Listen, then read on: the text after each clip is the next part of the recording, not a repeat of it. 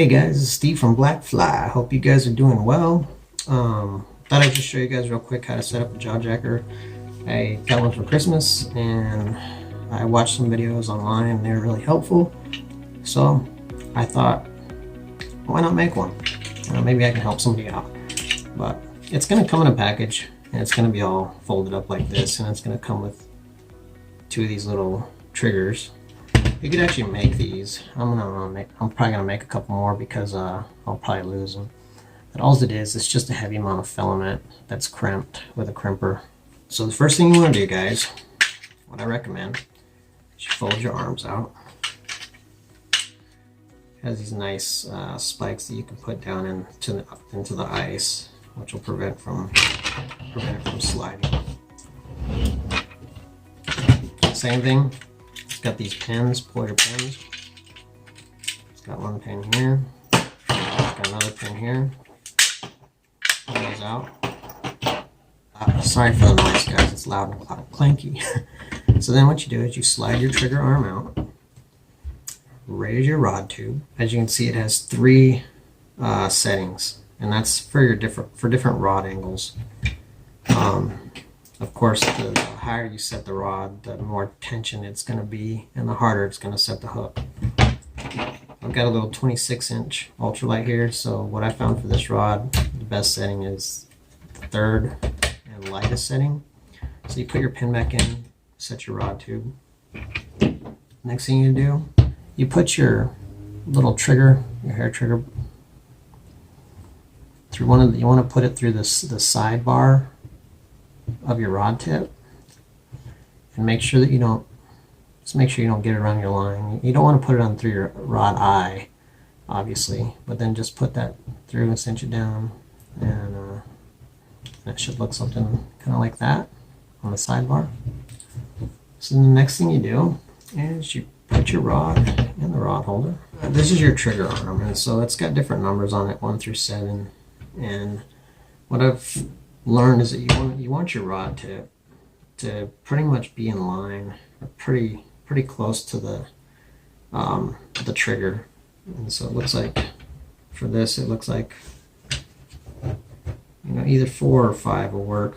We'll go with number 5. So then you take your pin and you stick it back through. There's a little arrow. You'll see the arrow. Stick your pin back through your trigger arm.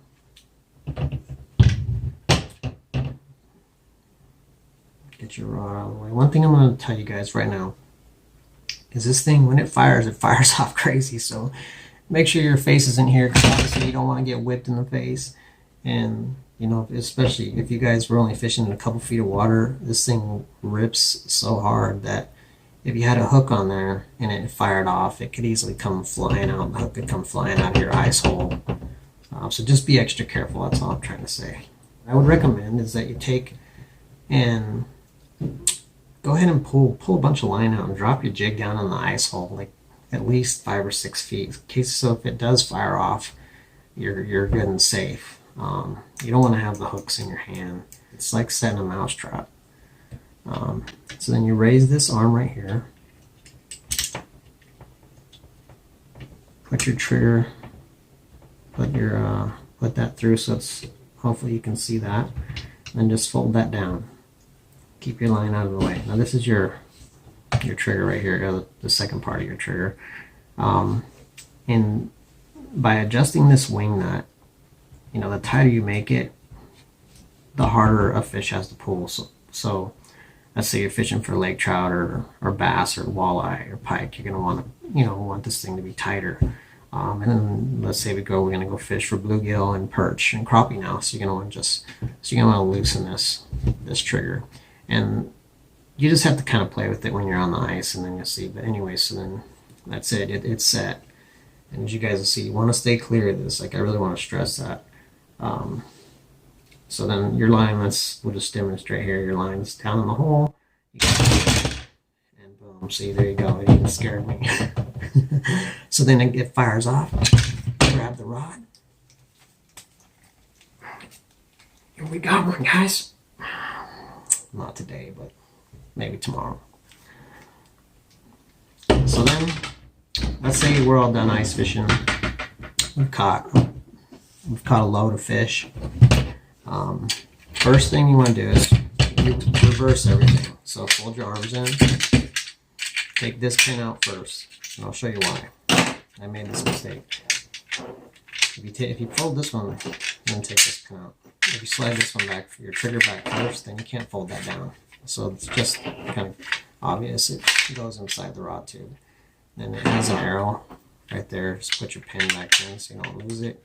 Keep everything nice and tidy. And then you can put your pin back in wherever you want right here. And that's it, guys. That's the jaw jacker. That's a quick little how to use a jaw jacker video. Hopefully the next time you guys see me, we're out on the ice using this thing and catching some fish, because it's 2020 and I'm ready to get out and rip some lip. I haven't been fishing that much yet this year because I've just been busy. But anyways, guys, this is Steve from Black Fly, signing out. I appreciate you guys watching. I'll see you guys on the next episode. Okay, so you can see how that's rigged on my tip. On the sidebar of the front eye, you just raise this arm, put it through there, fold that down. Okay, and then just hold that. Get your line, pull your line straight, clear of everything while you're holding that. This is your trigger tensioner.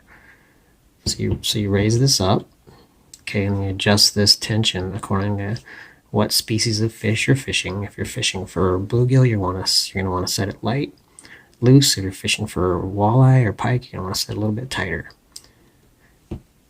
And so that's it. And your line just goes down here, and when the fish bites, that's it. Boom. What's going on out there? Man, I need to get the BB gun out.